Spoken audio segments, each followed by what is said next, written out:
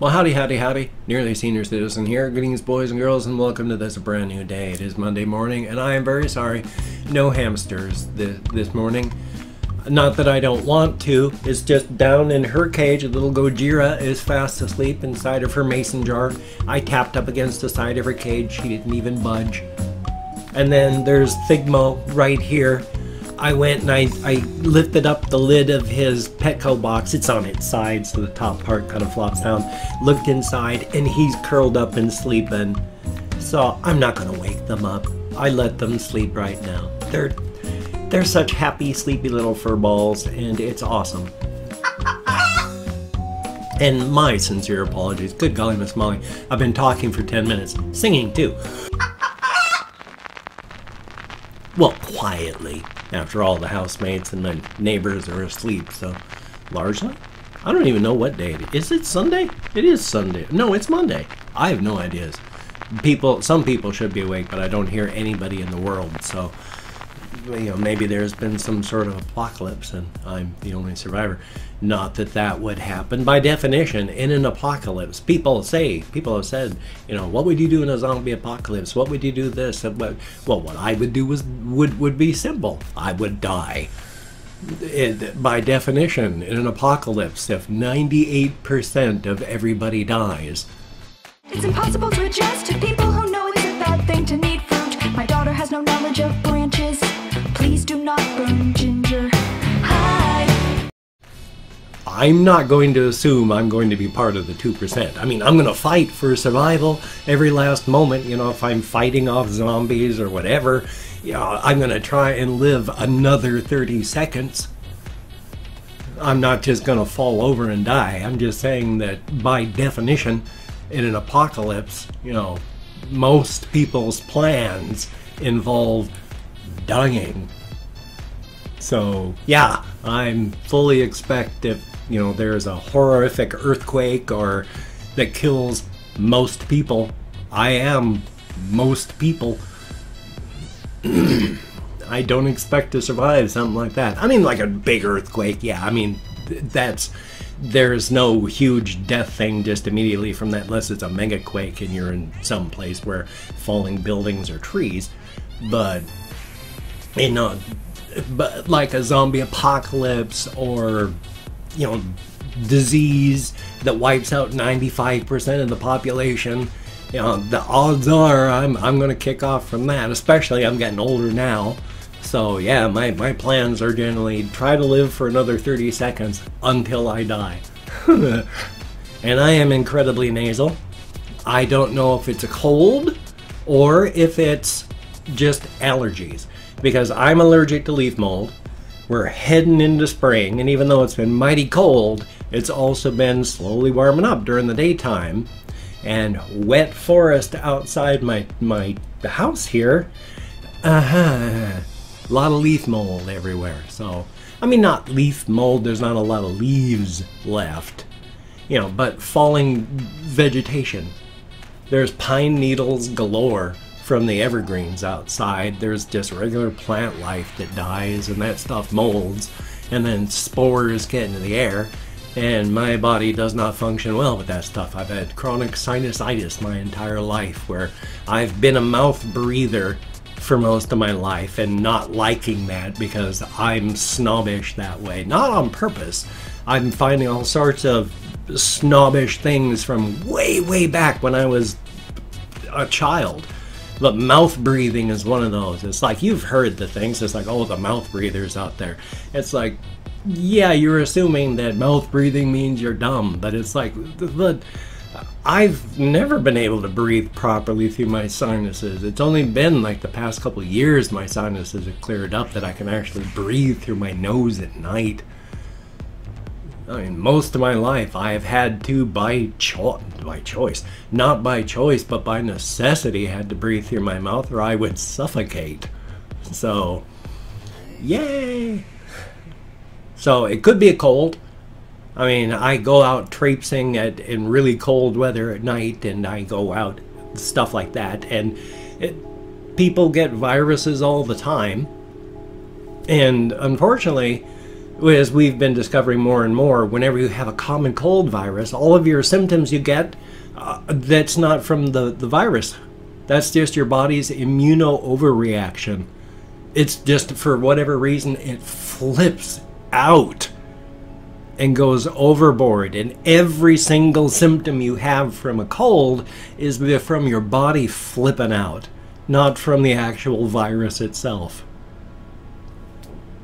That's one of the problems with if you have like hay fever or allergies like that, there's an immunoglobulin E in our bodies it's part of the immune system, but it's called, in official circles, it's the annoyance immunoglobulin, because it doesn't really have a lot to do in our modern world for people in developed countries. This is not true in non-developed countries, but in places where we've gotten rid of a lot of the allergens and a lot of the diseases and stuff, our immune systems don't have a lot to do anymore, and so they flip out on just normal stuff. That's why people get the like ragweed or whatever, and blah, it's like they've got a huge cold, because their bodies are flipping out for no reason. And in fact, there are some people that are actual biologists and such that they have been able to control reactions in their body. Like there's this one fellow that has asthma, and he treats his asthma in a very disgusting and horrific fashion.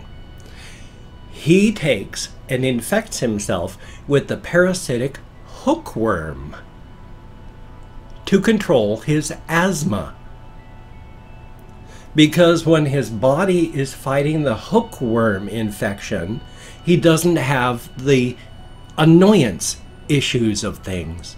And so the body takes care of the hookworms, during which time every one of his symptoms go away. And he knows it's time to reinfect himself when the symptoms start coming back. I would not recommend this for anybody but, like, say, him. So, you know, don't go doing things like that on your own, but modern life is weird, and we make it more weird when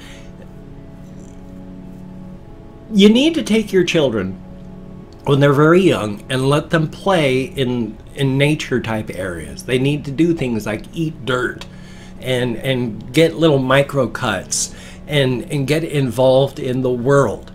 Putting your child on a blanket so that they don't get involved with the world doesn't help things, because we find that people who are not exposed to a lot of things as children, to not prime their immune systems, have many, many more immunological issues as they get older.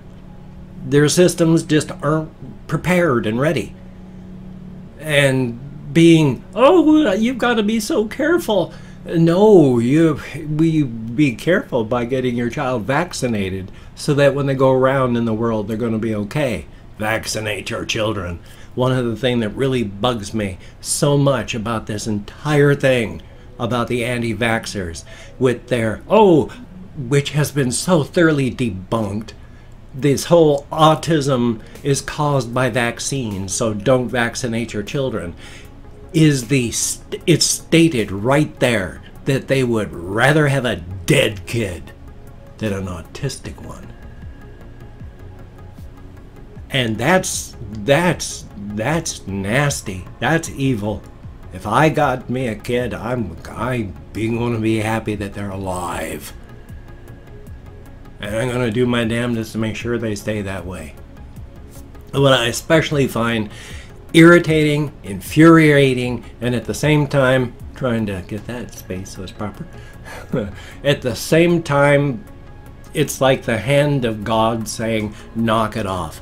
They did this whole study, 600,000 kids and more, and they found that autism is actually greater among those parents who didn't vaccinate their children than among those who have. So the greatest thing that they're afraid of, that they're more afraid of, that they'd rather have a dead kid than an autistic one, and the chances of becoming autistic are so much greater than when you don't vaccinate your child than when you do.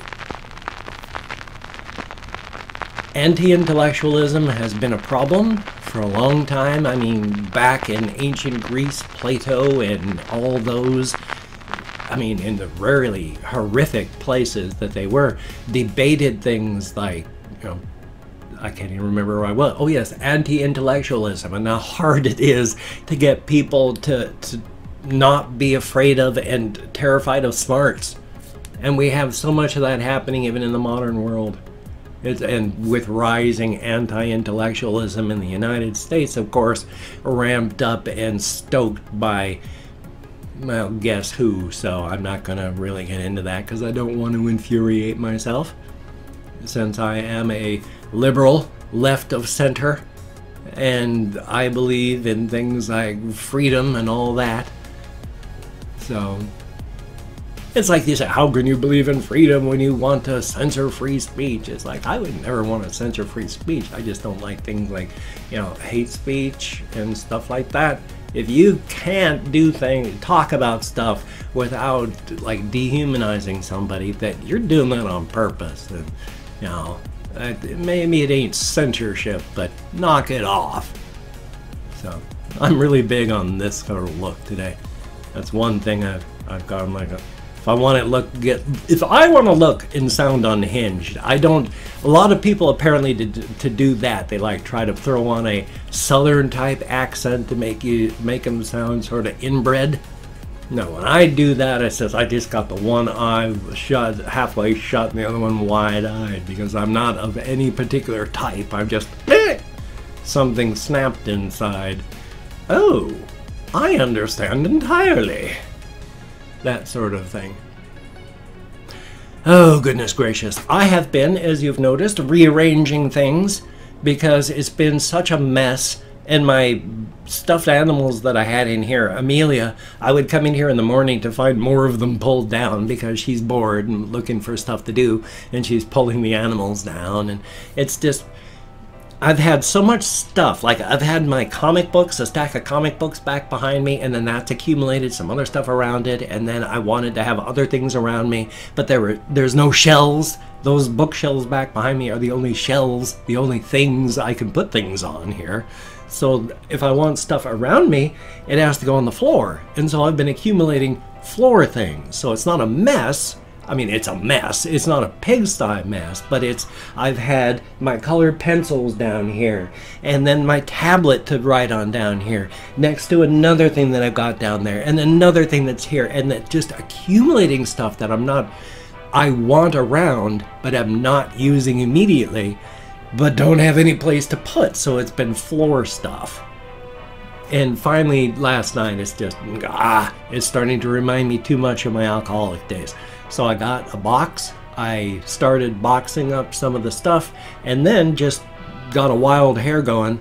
And not this one yet, but I took all the stuff off all the shelves, and I had, well, except for one or two on the one just straight behind me in the middle.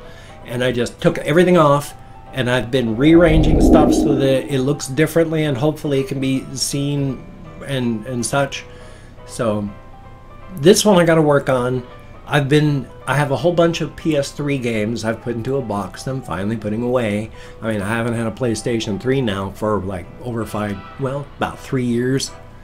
I need to get one, but I got a whole bunch of 360 games down there too. But I just need to get a 360 again, so thumbs up. But I've been tidying up that way. I got boxes and such that I keep in my bedroom because the only thing I do in there is sleep.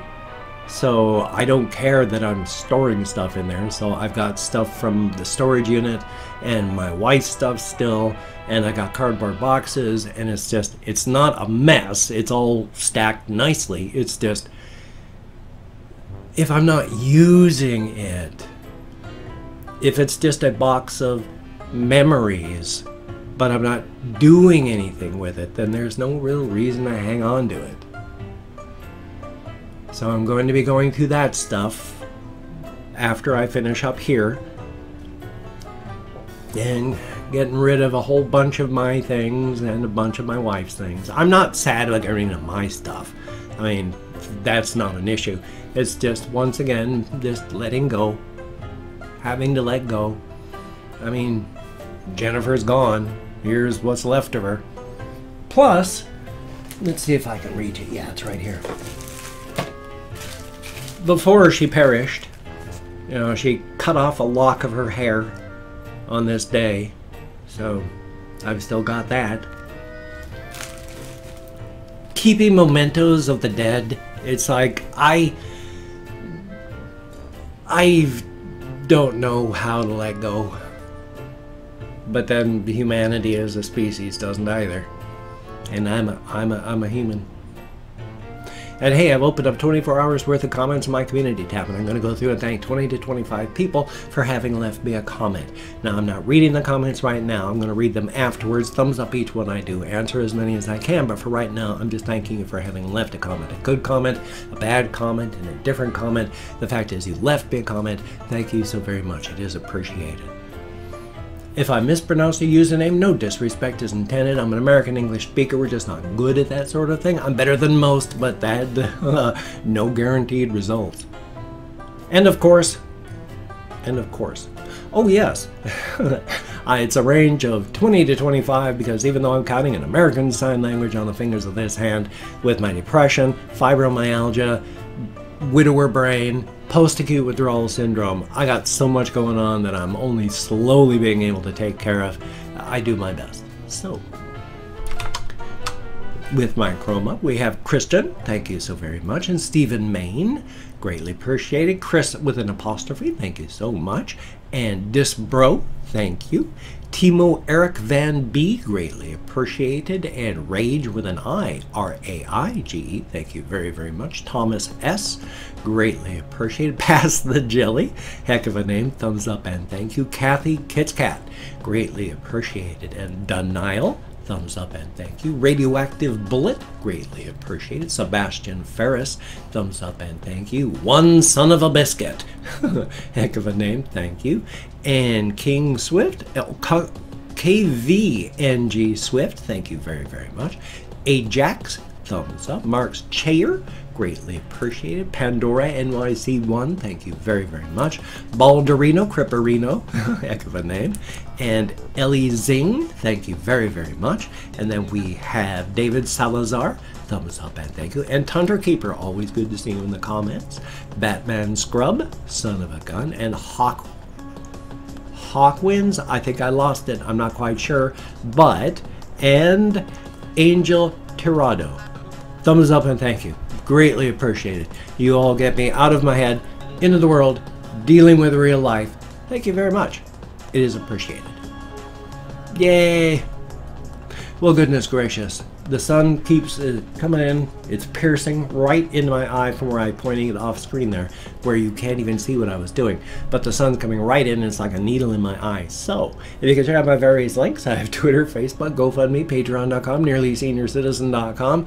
If you could check those out, it'd be awesome. If you could donate to my GoFundMe campaign or become a Patreon.com patron like one of these beautiful and awesome people, that would be beautiful and awesome. But if you cannot donate or you simply do not donate, I do take all good wishes and I deposit them in the bank of my heart where I draw interest. So thank you very much. If you could toss me a like, I do appreciate all the positive validation I get from my existence. Thank you very much. And of course, if you could subscribe to the channel, that would be very cool. Greatly appreciated. I would understand if you didn't want to, but if you are down with it, I will do my very best to keep you entertained from now until the literal end of time, which is hopefully going to be a very long time away. I have mentioned before, but I might as well mention it again. I don't know if I've got a little thing up above there. I've got an Amazon wish list if you want to check that out. And I am, of course, sponsored by HumbleBundle.com. So if you click the link and buy something from them, they have, iOS software, Android software, development software, games, all sorts of stuff to give to charity. And if you click the link and buy something, they actually pay me. I've been shilling for them for 2 years and been paid twice. So thumbs up. Don't feel obligated. I do not feel entitled. I doubt I'm going to have a reaction video today. It's literally going to be some time before my head's ready. But I got some videos and I'm going to be working on some more, so that's a good thing. I'm always trying to think of new things that I can do within my energy limits. I mean, with my growing age and all that, life is life. So, you take care. Have a great day today. I will see you on the flip side, my friend, and that is a very good thing.